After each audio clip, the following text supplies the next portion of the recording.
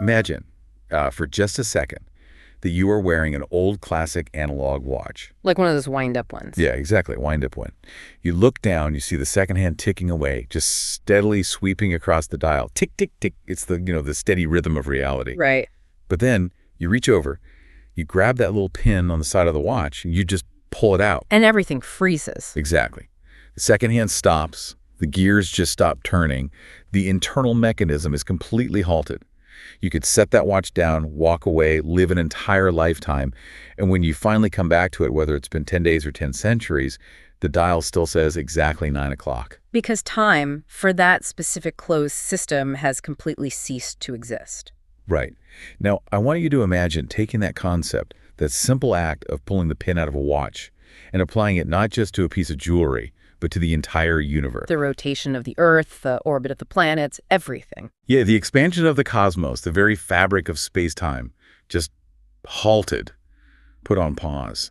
Because today, we are going to explore a moment in human history where the laws of physics were literally put on hold. We're diving into territory that completely shatters our rigid expectations of reality. It bends space, time, and human intellect so completely that it will just leave you absolutely breathless. And that is exactly what we are going to unpack today. Welcome to this deep dive, where we are taking an incredibly detailed journey into Chapter 16 of Maulana Maki's Seirat-un-Nabi Urdu. We are exploring one of the most profound, mysterious, and deeply miraculous events in the entire life of Prophet Muhammad, peace be upon him. We are talking about the night journey, historically known as the Isra and Miraj. But before we take this massive leap into the cosmos and leave the laws of physics behind, I need to ask you, the listener, to do us a quick favor. Please make sure to subscribe, like, and follow our show right now. We put an immense amount of effort into these deep dives to extract the absolute best insights for you, and we want to make sure you never miss one. So hit that follow button, and let's get into it. To really understand the sheer scale of what we are dealing with today, we have to recognize that this journey is structured in two very distinct, highly significant phases. We can't just blur them together. Right, there's a clear separation. Exactly. First, you have the Isra. This is the horizontal earthly night journey. We are talking about a physical trip from the city of Makkah all the way to Masjid al-Aqsa, the sacred precinct located in Batul Maqdis, which is Jerusalem. And historically, geographically, that is a massive, grueling distance across unforgiving desert terrain. Oh, absolutely. To cover that in a fraction of a single night is already a defiance of earthly logic. But then you have the second phase, the Miraj. This is the vertical ascension. The journey upward. Yes, the movement from Jerusalem upwards, piercing straight through the heavens, traversing the celestial spheres, and ultimately entering into the direct, unmediated divine presence. So horizontal travel across the earth, followed by vertical travel outside the bounds of the created universe. I mean, it is a lot to wrap our heads around. And frankly, as someone sitting here in a modern studio looking at this vast historical and theological text, I find myself asking, what is our place in this? That's a really valid question to ask. Right. Like, why do we, as ordinary people living centuries later, dedicate hours to analyzing the life and the biography of Prophet Muhammad, peace be upon him? And the text actually addresses this right out of the gate with one of the most beautiful analogies I've ever heard. You're talking about the story of the old woman in the slave market, aren't you? I am, yeah. The text brings up this historical anecdote regarding Prophet Yusuf, peace be upon him. Now, we know from history that Prophet Yusuf, peace be upon him, was betrayed and ended up being auctioned off in a slave market in Egypt. And because of his unparalleled beauty and profound presence, the bidding war for him was just unlike anything the world had ever seen. Exactly. You had kings, nobility, the ultra-wealthy elites of that era, essentially emptying out their treasuries to try and bid on Prophet Yusuf, peace be upon him. We are talking about the ancient equivalent of billionaires throwing down ungodly sums of wealth. It was an auction of absolute exclusivity. Only the highest echelons of society could even sit at the table. Right. But then, amidst all these kings and all this gold, there is an old, frail woman walking toward the center of the market, and all she has in her hands is a tiny, meager bit of spun yarn. Just a few worthless threads that she spun herself. Which is just, it's wild to picture. Yeah, and someone sees her walking with determination and stops her. They ask, "Where on earth are you going?" And she looks at them and says, "I am going to the market to bid on Prophet Yusuf, peace be upon him." Which, to anyone watching, is pure madness. Total madness. The person stops her and just laughs in her face. Yeah. They say, "Are you out of your mind?" Kings and emperors can't even afford his starting price. What do you possibly think you're going to do with a little handful of string? And her response is just incredible. It literally gives me goosebumps. She doesn't get defensive. She doesn't claim her yarn is secretly valuable. She just looks at them and says, I know I cannot buy him. I know I do not have the wealth. But when the grand ledger is opened, and the list of those who bid on Prophet Yusuf, peace be upon him, is written down to Honafor, I just want my name to be recorded among his buyers. Wow. That is such a stunning metaphor for human intention and intellectual humility. It really is. If we extrapolate that and apply it to our deep dive today, reading and studying the biography of Prophet Muhammad, peace be upon him, operates on the exact same spiritual principle. Well, let's be honest. Our intellectual capacity, our modern tools of analysis, our limited understanding of physics, it's all just a meager handful of spun yarn. We can't possibly encompass his true greatness. We cannot fully map out the sheer magnitude of an event like the Isra and Miraj. The reality of it is just too vast for our minds. But that doesn't mean we walk away from the market. Exactly. By dedicating this time to studying it, by reflecting deeply on the life and the trials of Prophet Muhammad, peace be upon him, we are essentially walking up to that ledger. We are asking to have our names recorded among those who loved him, who honored his eternal legacy, and who made the earnest attempt to understand the immense blessings he brought to humanity. I love that. It shifts the entire dynamic from, I need to logically conquer this material to I am participating in a legacy of reverence. Spot on. So, with that intention firmly set for both of us and for you listening, let's jump right into the very first phase of this journey. The Isra, Prophet Muhammad, peace be upon him, travels through the night and arrives at Beitul Maqdis in Jerusalem. And the moment he steps into the sacred precinct, something absolutely monumental occurs. Yeah, he enters the space and he realizes that he is not alone. The space is filled with all the previous prophets. Yeah. Every single one of them, from Prophet Adam, peace be upon him, onwards, is gathered there. And Prophet Muhammad, peace be upon him, steps forward and leads them all in formal prayer. This is a moment that demands deep, careful analysis because it establishes a critical theological foundation.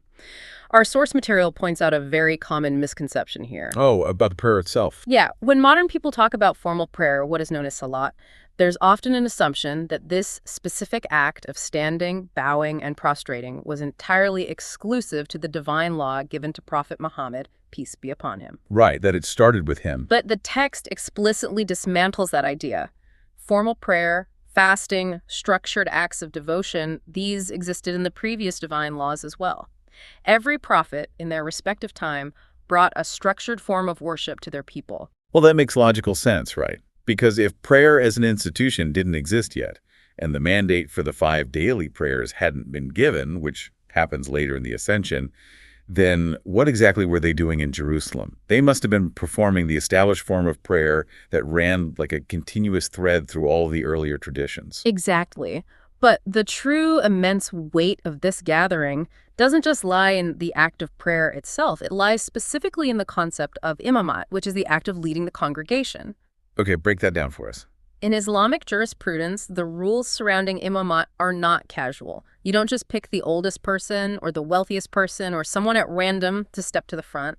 The imam, by definition, must be the individual with the most comprehensive knowledge, the absolute highest level of piety, the greatest spiritual rank, and the most profound understanding of the divine decree. Wait, let me pause you there to make sure I am grasping the gravity of this. You are saying that the position of imam is basically a real-time, undeniable ranking of spiritual authority. Unquestionably. The one who leads is the one who holds the highest station. So when Prophet Muhammad, peace be upon him, is chosen to step forward and lead this specific congregation, a congregation made up exclusively of the greatest, most divinely guided human beings who have ever walked the earth, it's not just a polite gesture. It's a statement. It is a definitive, unarguable establishment of his ultimate rank. It is the theological proof that he is the undisputed leader of all prophets. Okay, I want to try and put this into a secular perspective for you listeners, just to capture the sheer magnitude of the room. Imagine assembling the ultimate historical masterclass. You organize a global summit, and you somehow manage to gather every single great leader, every visionary, every world-changing philosopher in general in human history into one single auditorium. Quite the guest list. Right. You have everyone from the dawn of civilization to the present day. And then the organizers walk in, look at this crowd of titans, and ask one specific person to sit at the absolute head of the table and guide the proceedings for everyone else. That is the level of authority we're talking about. It really is unparalleled. But I do have a major question here. How does this actually work? What does it mean for the timeline of reality that all these prophets were present? Many of them had passed away centuries, even millennia prior. Are we talking about physical resurrection, or is this some kind of spiritual projection? Because it feels like time is just folding in on itself. It's a brilliant question, and it's one that classical scholars have debated deeply. Some argue that their souls were given physical forms for the specific event, while others argue that it was their spiritual reality that was present. So there are different interpretations. Yes, but here is the crucial takeaway from the text. Regardless of the exact metaphysical mechanism, their presence was an absolute, undeniable reality. It wasn't an illusion. It represents the ultimate culmination of human spiritual history pinpointed in one specific geographical location. So it's a passing of the baton. Exactly. Look at the grand narrative, the legacy of monotheism. The monumental task of guiding humanity started with Prophet Adam, peace be upon him. It was carried through the trials of Prophet Ibrahim, peace be upon him, codified by Prophet Musa, peace be upon him, and spread by Prophet Isa, peace be upon him. In this moment at Beitul Maqdis, that eternal baton was definitively handed over. It establishes Prophet Muhammad, peace be upon him, as the final seal of that entire legacy. That is an incredibly powerful visual. So having established his leadership on earth in this profound way, he is now poised to begin the actual vertical ascension, the Miraj. But before he leaves the earthly plane, the narrative introduces a physical preparation, and it comes in the form of a test, a highly symbolic, seemingly simple choice. Yes, the presentation of the vessels. This is a moment rich with allegory. Right. So the texts tell us that after this massive journey from Masa to Jerusalem, and after leading the congregation, Prophet Muhammad, peace be upon him, is naturally feeling physically thirsty. At this point, he is presented with different vessels to drink from. Now, the historical traditions vary slightly on the exact number, but the primary sources note that he was presented with vessels containing water, wine, and milk. And some narrations also add a vessel of honey into the mix. Yeah. He looks at his options, and without hesitation, he chooses the vessel of milk. And the moment he takes it, Angel Gabriel, who is accompanying him, immediately congratulates him. Jibril says, "You have chosen the fitra, and by doing so, you have saved your ummah, your entire nation of followers, from going astray." We really need to unpack that word, fitra. It is arguably one of the most central foundational concepts in all of Islamic theology, and it is the key to understanding this entire interaction. What does it mean exactly? Fitra doesn't have a perfect one-to-one English translation. It roughly translates to the natural human state. It's the pure, uncorrupted, innate disposition that every human being is born with, a disposition that instinctively recognizes the Creator and naturally leans toward balance, health, and spiritual purity. Okay, so it's like the factory settings of the human soul. That is a perfect way to describe it. It's the factory setting before society, trauma, or bad choices corrupt it. Now, look at the options presented. Wine, in this context, represents the exact opposite of fitra. Because it clouds the mind. Exactly.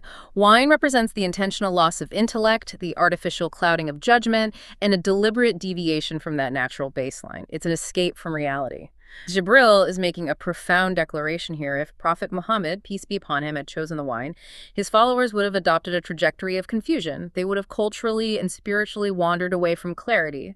But he chose the milk. And what I found so fascinating in our source material is the deep dive into the biology and symbolism of milk itself. I honestly had never thought about it this deeply, but think about it. Milk is literally the very first natural sustenance that the Creator provides for human beings. Right. When a newborn baby comes into the world, its digestive system can't process meat, it can't process complex grains, it certainly can't process wine. The Creator has biologically designed milk as the absolute, perfect, pure, complete nourishment for that delicate initial state of life. It's the biological equivalent of that spiritual factory setting. It's the liquid form of fitra. It is pure, it provides total nourishment, it sustains life, and crucially, it does not intoxicate or corrupt the mind. It grounds you in reality rather than helping you escape it. And because of this profound association with purity, and specifically because of his choice on the night of Miraj, the source text highlights a really beautiful, lingering prophetic tradition. Oh, about refusing milk. Yes. Prophet Muhammad, peace be upon him, taught his followers that if someone offers you milk, you should not refuse it. It holds a distinct, elevated status. If someone offers you a plate of food or a glass of juice and you aren't hungry, you can politely decline. But milk is viewed differently. It is viewed as a direct blessing that echoes that cosmic choice of Fitra. And to really drive home how seriously this was taken by the early community, the source shares this amazing, very human story involving the companions, may Allah be pleased with them. Fast forward years later to the farewell Hajj, the final pilgrimage led by Prophet Muhammad, peace be upon him. Now, picture the scene. It is the day of Arafat. Which is an incredibly intense day. For anyone who knows the Hajj, the day of Arafat is the absolute pinnacle of the entire pilgrimage. You have tens of thousands of people standing in a vast desert plain. The sun is beating down, it's incredibly hot, and the entire day is dedicated to intense, continuous prayer and seeking forgiveness. It is physically grueling and spiritually exhausting. Now, in general Islamic practice, voluntarily fasting on the day of Arafat is highly encouraged for people who are not performing the pilgrimage. It carries a massive spiritual reward. Right. But what if you were there? Exactly. On this specific day during the farewell Hajj, there was a wave of confusion rippling through the crowds of the companions. May Allah be pleased with them. Yeah, they are all standing out there in the heat, whispering to each other, wait, is Prophet Muhammad, peace be upon him, fasting today or not? Because his actions established the eternal law. If he fasted, fasting became the standard for pilgrims. If he didn't, it meant they shouldn't either. But the dilemma was how to find out. He is deep in prayer, fully absorbed in devotion. The companions, may Allah be pleased with them, possessed immense respect and proper etiquette. They absolutely did not want to march up to him, interrupt his profound spiritual connection, and just ask a blunt procedural question like, "Excuse me, are you fasting?" Which leads to one of the most brilliant, subtle, problem-solving moments I've ever read. One of the wives of the Prophet, the narrations, point to either Maimuna, may Allah be pleased with her, or perhaps Salama, may Allah be pleased with her. She observes this confusion and she comes up with a genius test. It's so clever. She knows the innate rule, Prophet Muhammad, peace be upon him, will never refuse a bowl of milk if it is directly offered to him. It's his own established tradition. So right in the middle of the scorching afternoon, she fills a bowl with fresh milk and sends it directly to him. It's a masterclass in emotional intelligence and legal deduction. It really is. She sends it over, and everyone is watching. What is he going to do? And right there, sitting on his camel in front of thousands of people, he takes the bowl of milk, raises it to his lips, and drinks it. Boom. The entire congregation has their question answered instantly, without a single word of interruption. By drinking that milk, he visually and definitively established the legal ruling for every single pilgrim from that day until the end of time. The ruling became clear: if you were physically performing the Hajj pilgrimage, you should not fast on the day of Arafat. The physical demands of the day require your strength. I mean, think about the immense mercy in that ruling. The text explicitly highlights this. Imagine a pilgrim walking for miles in the blistering Saudi sun, just struggling to find their tent. If mandatory fasting was layered on top of that brutal physical exertion, it would be devastating. People would collapse. So Prophet Muhammad, peace be upon him, practically demonstrated this divine mercy by drinking the milk. And if we pull the lens back and connect this Arafat moment to the presentation of the vessels at Jerusalem, we see this breathtaking harmony between physical reality and spiritual law. Think about it. The milk chosen at the Miraj represented pure spiritual nourishment. The milk consumed at Arafat represented pure physical mercy and the preservation of bodily strength. In both instances, the choice of milk aligns perfectly with what is optimally best for the human condition. Wow. That connection is just flawless.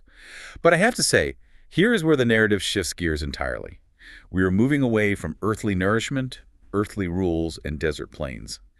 We are about to enter the actual mechanics of a heavenly journey that completely and utterly defies earthly physics. Yes, the ascension. Because the obvious glaring question is, how on earth do you transport a biological human body from Jerusalem up through the stratospheric layers to the vacuum of space to the literal metaphysical boundary of the universe? Well, the preparation for this phase begins internally. The text described the opening of the prophet's chest, a physical and spiritual purification conducted by angels. His heart is washed with Zamzam water and filled with wisdom and faith. Which sounds intense. It was. This isn't just symbolic. It was a necessary physiological and spiritual reinforcement to prepare his mortal frame for the sheer, crushing intensity of the divine presence and the velocity of the journey ahead. Once prepared, he is presented with his mount. The Buraq, This creature is legendary. Our source material describes the Buraq as a miraculous, luminous animal, and the defining characteristic of this mount is its speed. The texts say that a single stride of the Buraq reaches as far as the eye can see. Just visualize that for a second. You look at the distant horizon, miles and miles away, and boom, one step, and you're there. And from the sacred rock in Jerusalem, there is a mechanism of ascension. The texts describe it as a divine stairway, or a mechanism of elevation originating from the rock, reaching into the heavens. Now, I will admit, when modern scientifically minded people read this, they struggle. I struggled. A physical stairway to heaven, a flying mount. It sounds like pure fantasy to the secular mind. It does, but the text uses this incredibly grounded modern analogy that completely flipped my perspective. You're referring to the Hong Kong escalator analogy, right? Exactly. It's a fantastic tool for bridging the gap between human engineering and divine capability. The scholar in the source material talks about taking a trip to Hong Kong, and he visits this massive, beautifully modern mosque that is built into the side of a severely steep, mountainous terrain. He explains that geographically you have to traverse miles of sharp, steep elevation just to get from the city center up to the mosque. If you had to hike it, you would arrive completely drenched in sweat. Exhausted and barely able to stand, let alone pray. But how do thousands of ordinary people make this journey every day without breaking a sweat? Escalators. An absolute marvel of human engineering. Miles of interconnected automated escalators built into the mountain. You literally just step onto a moving metal platform, you stand completely still, you don't exert a single muscle, and yet you are effortlessly elevated hundreds of feet into the air. It's a profound comparison because it attacks our modern arrogance. The scholar's argument is fundamentally this human intellect is notoriously limited. We make mistakes, our materials degrade, our engineering is flawed, yet even with our limited, flawed intellect, we have managed to invent a mechanical system where a biological body stands perfectly still and is safely elevated across harsh terrain. Without any physical exertion. Exactly. If we, as fragile creatures, can engineer that, how fundamentally illogical is it to doubt that the creator of the universe, the entity who authored the very laws of physics, could engineer a cosmic ascension mechanism to elevate his own chosen prophet, peace be upon him, through the heavens? Right. If human beings can build an escalator in Hong Kong, the Almighty can certainly deploy a localized mechanism of ascension from Jerusalem. When you frame it like that, the modern skepticism suddenly stops looking like sophisticated science and starts looking like sheer arrogance. It is a failure of imagination. But wait, I want to push back on this just a little bit to play devil's advocate for you listeners. An escalator is just clever mechanics. It's pulleys and motors. We are talking about moving a biological human through the vacuum of space, past burning stars, through different atmospheric pressures. How does human engineering even compare to that? That pushback leads exactly into one of the most philosophical and crucial discussions in the entire text. The deep analysis of the concept of akal, which translates to intellect. To understand how this journey works, we have to redefine what we think smart means. Okay, let's redefine it. The source details a sequence of divine creation based on classical traditions. It states that Allah first created the pen to write the decrees, then the inkwell, and then the intellect, the akal. And the text notes that Allah declared the intellect to be his most beloved, favored creation. But we have to be incredibly careful here. The modern secular definition of intellect is vastly dangerously different from the spiritual definition being used here. Exactly. Because today, if you stop someone on the street and ask, what does it mean to have a great intellect? They're going to point to a Silicon Valley billionaire, or someone with a PhD in quantum mechanics, or the engineer who just designed a hypersonic missile. We equate intellect entirely with the ability to manipulate the physical world. But the text explicitly challenges this. It says, true, pure intellect is not just about making atom bombs or inventing complicated microchips, because think about the limitation of that mindset. If your intellect allows you to brilliantly manipulate the physical world, you can split the atom, you can sequence DNA, you can build rockets, but that same intellect completely fails to help you recognize the creator who designed the atom, who coded the DNA, and who suspended the stars you are flying toward. Then functionally, your intellect is fundamentally deficient. It's blind to the most basic reality of existence. Exactly. The text states that the ultimate mark of true akal is obedience and submission to Allah. If you know how the universe works, but you don't know who makes it work, you aren't truly intelligent in the spiritual sense. You are just a highly skilled technician. I love that distinction. A highly skilled technician versus a truly illuminated intellect. And to really drive this point home about how worldly smarts often miss the bigger picture entirely, the text shares this incredibly funny but razor-sharp historical anecdote. It involves a high-ranking worldly minister, a seasoned politician, a guy who walks around with a massive ego, completely convinced he's the smartest person in any room because of his title and his secular education. It's the perfect classical setup for a fable about intellectual hubris. It really is. So that the minister is strutting through the sterile halls of a mental asylum looking at the patients. And behind one set of bars, he sees a patient who doesn't fit his stereotype of crazy. The guy is dressed immaculately, he has a calm demeanor, he is articulate. So the minister stops and starts a conversation with him. And the patient turns the tables on him. Yeah. The patient says very calmly, Mr. Minister, I used to be exactly like you. I was obsessed with worldly power. I used my intellect strictly for gathering wealth and status. And look where my mind eventually broke down and left me. And then the patient leans in and says, since you are such a big, important, highly educated minister, let me test your intellect. Let me ask you a simple question. If the Almighty Creator suddenly decided to give human beings a third eye, where on our bodies do you think it should logically be placed? It's a totally bizarre lateral thinking question. It completely throws the minister off his script. Right. The minister is standing there in his expensive suit, completely stumped. He's desperately trying to think of a biological or anatomical answer. Maybe put it on the forehead like a cyclops, maybe on the hand.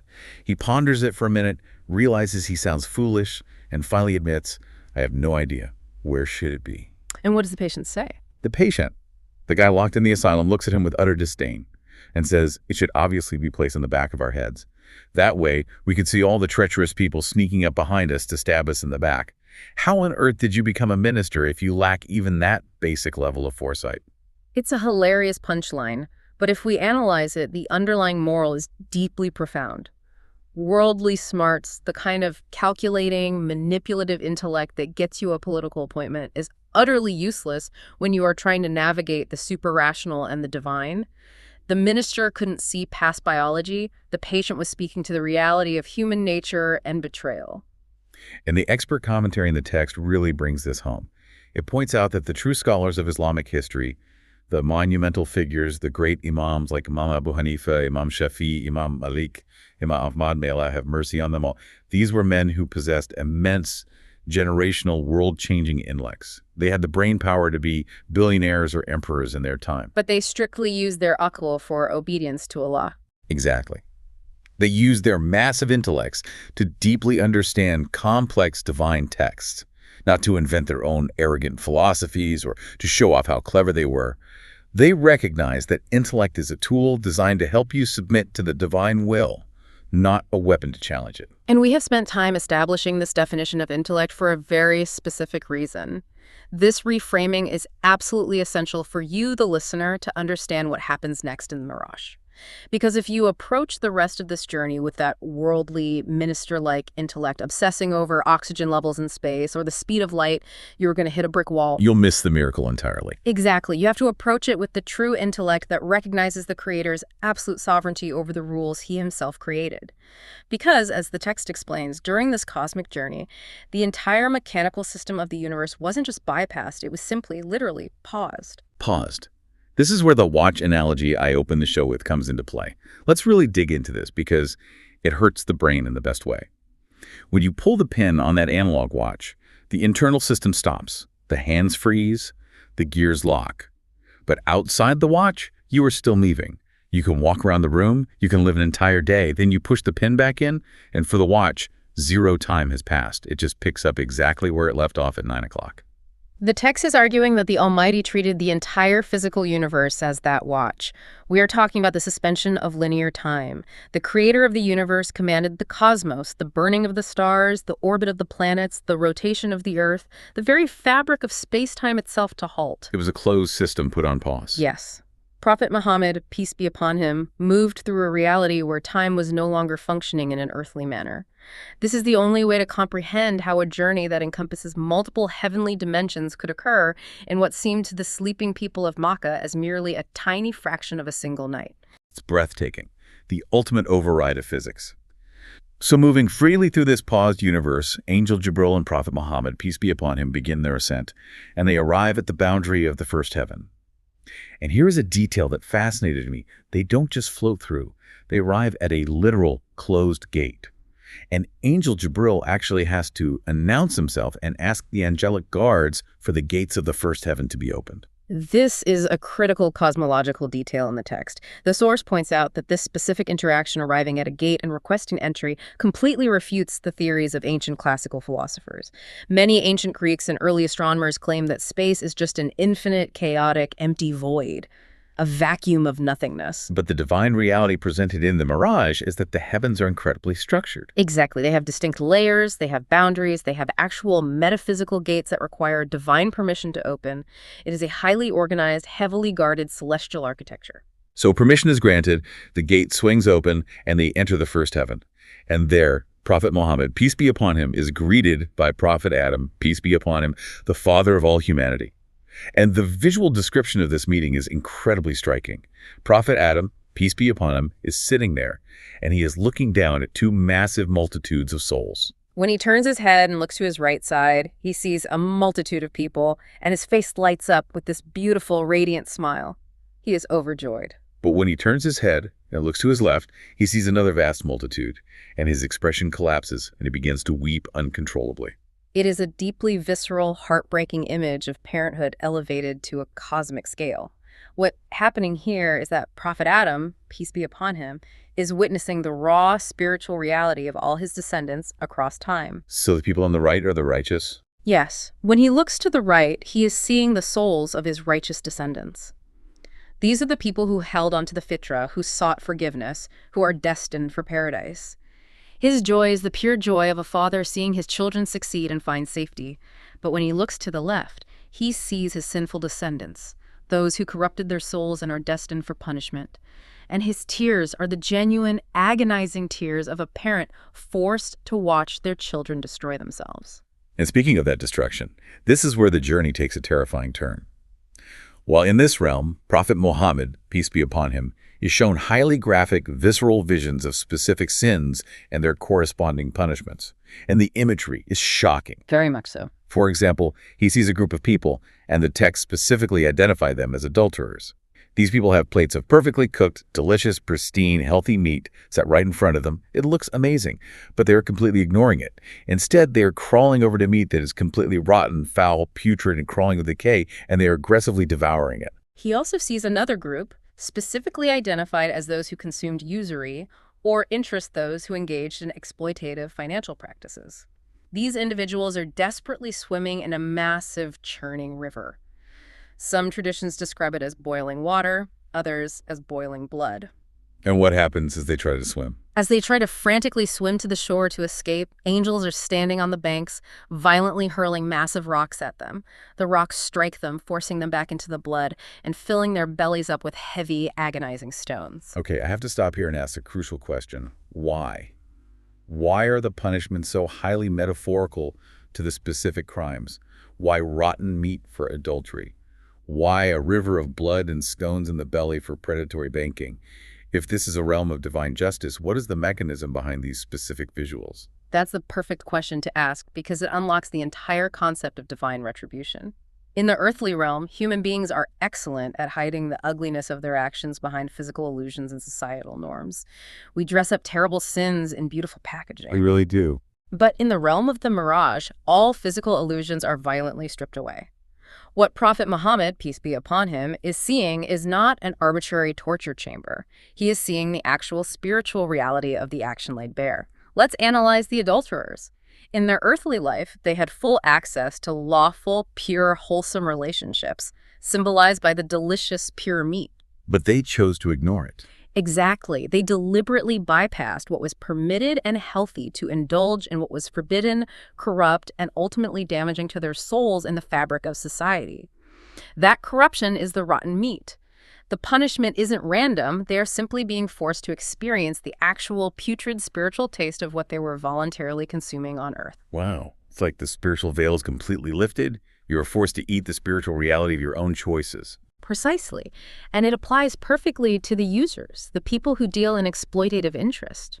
Think about what predatory lending does. These people spend their entire lives consuming the wealth of the desperate. They swallow up resources that don't belong to them. They bankrupt families. They literally build their financial empires on the blood, sweat, and tears of the vulnerable. So the river of blood makes sense. Yes. When the veil is lifted, their spiritual reality is revealed. They are drowning in a river of the blood they squeezed from society. And their insatiable greed, their constant, unnatural consuming of wealth is manifested physically as swallowing heavy, indigestible stones that drag them down into the boiling depths. It is a perfect, terrifying symmetry. The earthly crime is the architect of the cosmic punishment. That is incredibly heavy, and it really makes you reevaluate the hidden weight of daily actions. So leaving these terrifying visions behind, Prophet Muhammad, peace be upon him, and Angel Jibril continue moving rapidly upward through the celestial spheres, and they encounter more prophets at each level. In the second heaven, he meets Prophet Isa, peace be upon him, and Prophet Yahya, peace be upon him. In the third heaven, he meets Prophet Harun, peace be upon him, who the texts note had a remarkably long, flowing, majestic beard. In the fourth heaven, he meets Prophet Yusuf, peace be upon him. And here, the text notes a fascinating, almost unimaginable detail about Prophet Yusuf, peace be upon him. It explicitly states that he was granted half of all the beauty in the universe. Imagine taking all the aesthetic perfection, all the beauty ever distributed to humanity, and giving 50% of it to one single human being. His physical and spiritual presence must have been overwhelmingly radiant. Truly incredible. Then, moving higher, in the sixth heaven, he meets Prophet Musa, peace be upon him. We are going to come back to Prophet Musa, peace be upon him, very shortly, because his role in this narrative is absolutely massive. But finally, they breach the seventh heaven, the absolute highest layer of the structured celestial spheres. And there, sitting in immense majesty, he meets Prophet Ibrahim, peace be upon him. And the text describe Prophet Ibrahim, peace be upon him, resting his back against a massive, awe-inspiring structure called Baitul Mamur. Baitul Mamur is an incredible concept. It translates to the frequented house. It is essentially the heavenly equivalent of the Kaaba in Makkah. It serves as the cosmic center of angelic worship, and cosmologically, it is situated perfectly, directly above the earthly Kaaba, creating a vertical pillar of worship. And the expert commentary in our source material shares a staggering statistical reality about this place that completely broke my brain. Think about this. We know that on Earth, millions of humans perform tawaf, which is the act of walking in circles around the Kaaba every single year. But up at Baitul Mamur, the texts state that 70,000 angels perform tawaf around it every single day. And here is the mind-blowing part because of the sheer, incomprehensible number of angels in existence. An angel who gets the privilege to do tawaf once never gets a second turn until the end of time. If you pause and actually do the math on that statement, it induces vertigo. 70,000 unique new angels every single day for millions or billions of years since the dawn of creation, and they never repeat. It points to a population of angels that is mathematically staggering. It is a detail deliberately provided to induce awe, to shatter human ego, and to highlight the infinite majesty and scope of the Creator's dominion. We look at Earth and think we are the center of the universe. In reality, humanity is just a tiny microscopic fraction of creation. But there is a really fascinating earthly application that the source brings up regarding this cosmic Kaaba. And I want to spend some time on it because it bridges the cosmic with the incredibly practical. Because the earthly Kaaba and Baitul Mamur are perfectly vertically aligned, the sanctity of a mosque on Earth isn't just limited to the four physical walls. The sanctity extends vertically. Yes. If you designate a patch of ground as a mosque, the sacredness extends from the very molten core of the earth, straight up through the atmosphere, all the way up through the seven heavens. That entire column of three-dimensional space is considered inviolable and sacred. This is where Islamic jurisprudence, or fiqh, becomes incredibly intricate, beautiful, and highly protective. Because of this concept of vertical sanctity, classical scholars established strict zoning laws, essentially. They ruled that you cannot simply build a commercial shop, a butcher, or a residential apartment directly underneath or directly above an established mosque. Because it disrupts the sacred column. Exactly. Once a piece of land is endowed as a mosque, its sacredness is not just a horizontal footprint on the ground. It is a vertical pillar stretching to the cosmos. You cannot sever or interrupt that sanctity with a mundane, noisy commercial enterprise. You can't have people conducting worldly transactions or living their daily, sometimes messy lives directly in the sacred column of a house of worship. But the source does mention a specific exception to this rule, which shows the practicality of the law. What if you live in a dense city and you want to build a multi-use high-rise? The exception relies entirely on original intent. If from day one, before the dirt is even moved and before the mosque is officially declared and endowed, the community says, we are building a commercial shopping center on the ground floor to generate revenue, and the actual mosque will exist solely on the second floor, then the legal sanctity begins from the floorboards of the second floor and goes upwards. So the explicit original intent sets the boundary of the sacred space. Yes. But what you absolutely cannot do is take an existing ground-to-sky mosque, dig out a basement underneath it years later, and put in a retail store just to make some rent money. The spiritual architecture of the universe forbids it. It just shows how deeply the physical laws of property on Earth are tied directly to the cosmic realities witnessed in the Mirage. Everything is interconnected. So having reached the absolute architectural limit of the seventh heaven, Prophet Muhammad, peace be upon him, and Angel Jibril leave Baitul Mamur behind and continue their ascent. And they finally arrive at the absolute biological, physical, and spiritual limit of the entire created universe. They arrive at Sidrat al-Muntaha, The Lot Tree of the utmost boundary. This is, without a doubt, one of the most mysterious, awe-inspiring, and definitive locations in all of Islamic cosmology. I want to try and visualize this for you listening right now, based on the vague descriptions in the text. Imagine a massive cosmic tree. The fruits hanging from the branches of this tree are described as being the size of large water jugs from the village of Hajar.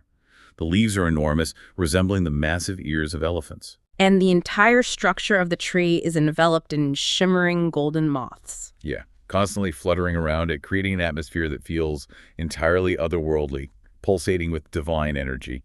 But as visually stunning as it is the function of this tree that is truly staggering. The source explains that Sidra al-Muntaha is the ultimate terminus. It is the absolute final boundary line of creation. Think of it as the ultimate cosmic border checkpoint. Explain how that works for us on Earth. To put this in perspective for you, the listener, every single action you take, every prayer you whisper, every charity you give, it ascends from the earth, passes through the lower heavens, and it stops at this specific tree. It cannot go further on its own. And conversely, every divine decree, every command regarding life, death, and sustenance descending from the Almighty stops at this tree before being received by the angels and distributed for execution. It is the dividing line between the realm of all creation and the realm of the pure divine presence. And this boundary line is so absolute, so overwhelmingly powerful, that even Angel Jibril, who is the greatest of all angels, a being of immense, incomprehensible power and light, must stop. When they reach Sidrat al-Muntaha, Jibril halts in his tracks. He turns to Prophet Muhammad, peace be upon him, and tells him that he cannot take a single step further. Jibril says, if I go any further, the majesty of the divine light will burn me to ashes. Which is a moment that demands profound speculation and extrapolation. Stop and think about the theological implications of what is happening here. Jibril is an angel, a celestial being constructed of pure light. Yet, his capacity has a hard limit. He cannot endure the unmediated proximity to the divine creator. He would be incinerated by the majesty. But a human being can. Yes. A human being, Prophet Muhammad, peace be upon him, a man originally made of earthly elements, of flesh, bone, and blood, is granted the physiological and spiritual capacity to surpass the greatest of angels. It speaks volumes about the ultimate latent potential of the human spirit. When a human being is entirely purified, entirely aligned with the Creator, their rank elevates beyond the celestial. The human being physically breaches a frontier that is strictly off-limits to the highest echelons of the angelic realm. I honestly get chills just thinking about the scale of that human potential. So Jibril stays behind. How does Prophet Muhammad, peace be upon him, cross the final void? The texts say a special, unique divine conveyance is brought forth. It is called the Raf-Raf. It is described as a shimmering green conveyance, almost like a luminous carpet or cushion, that gently and majestically carries Prophet Muhammad, peace be upon him, beyond the Lot Tree, beyond the boundary of all creation, and into the direct, unmediated divine presence. We have finally reached the absolute climax of the journey, the ultimate intimate meeting. Yes, Prophet Muhammad, peace be upon him, is blessed with gazing upon Allah. It is an audience with the creator of time, space, and all reality.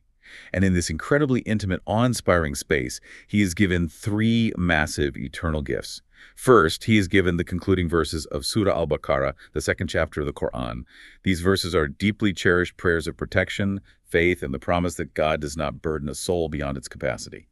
Second, he is greeted directly by Allah with the words, Assalamu alaikum, peace be upon you. And the third gift is the one that forever altered the daily life of every Muslim to come. He is given the absolute mandate of 50 daily prayers for his ummah, his followers. Wait, pause. 50. 50 prayers a day. I want everyone listening to do the math on that. Yeah. That is basically dropping everything and performing a formal prayer every 28 minutes around the clock, day and night, without sleeping.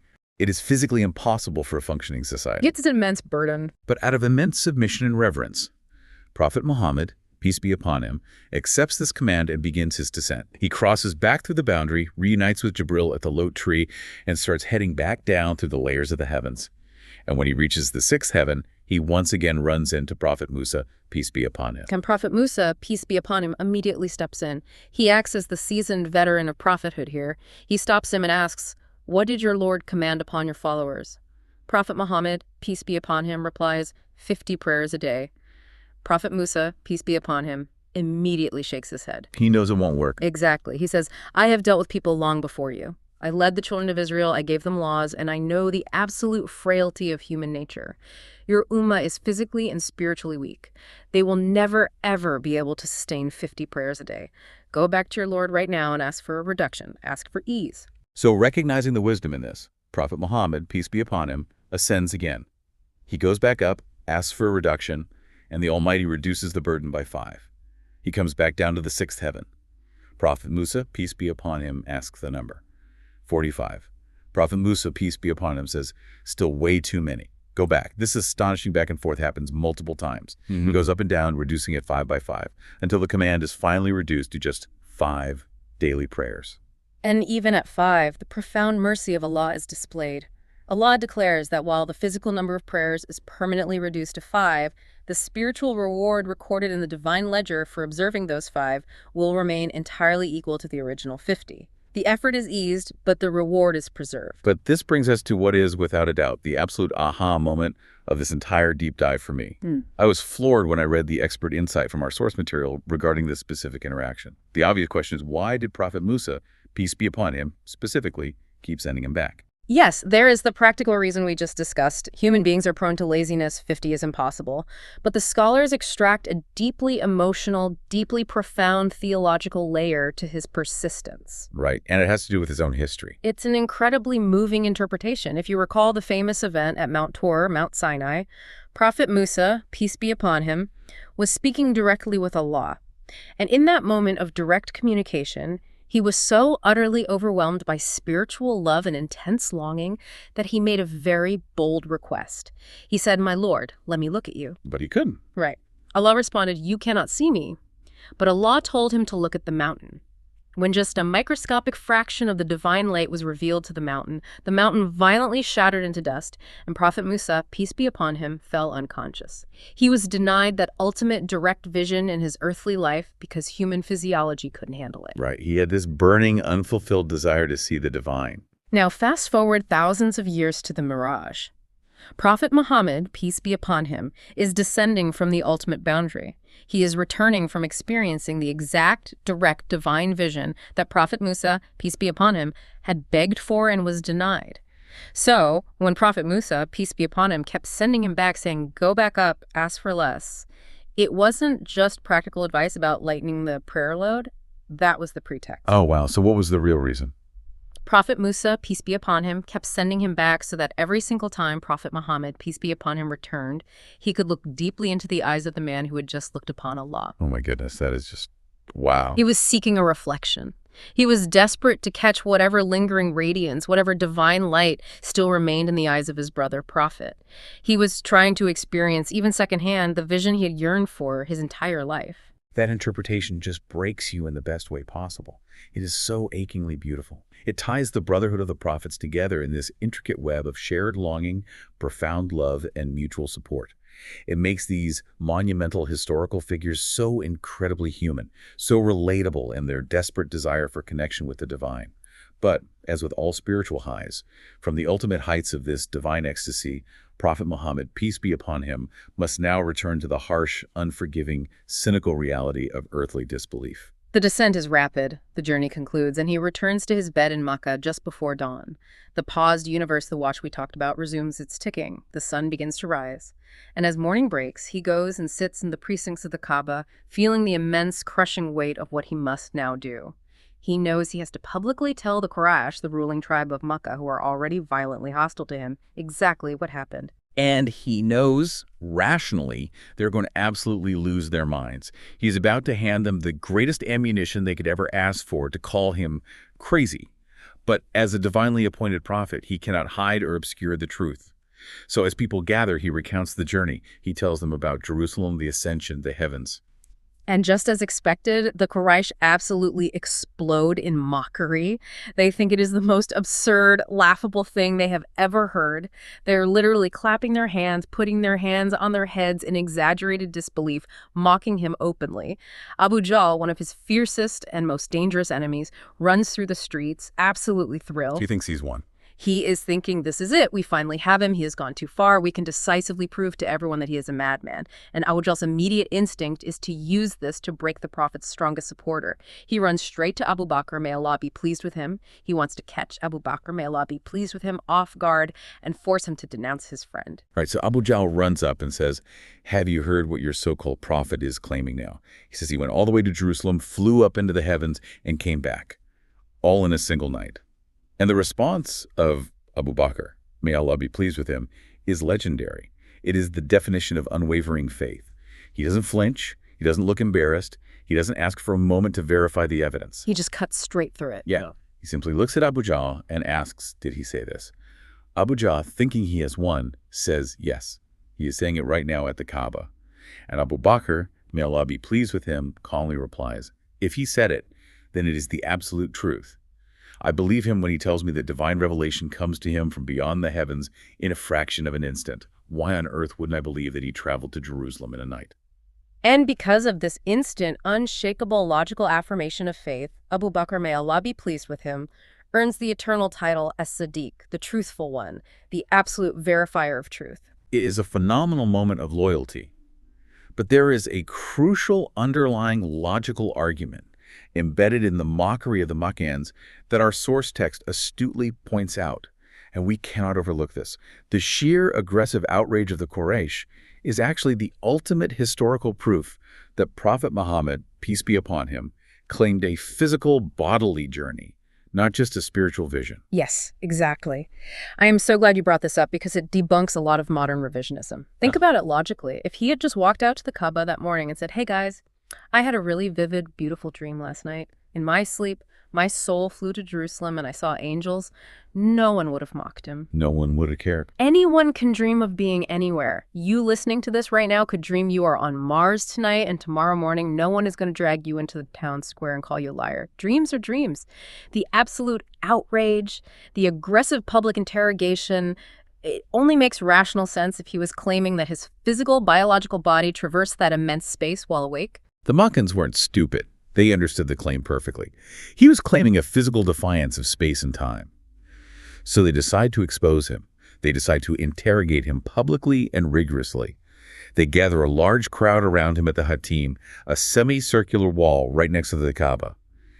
And they specifically bring forward men who had traveled to Jerusalem as merchants, seasoned travelers, who knew the complex architecture of Masjid al-Aqsa intimately. They start grilling him like a hostile witness in a courtroom.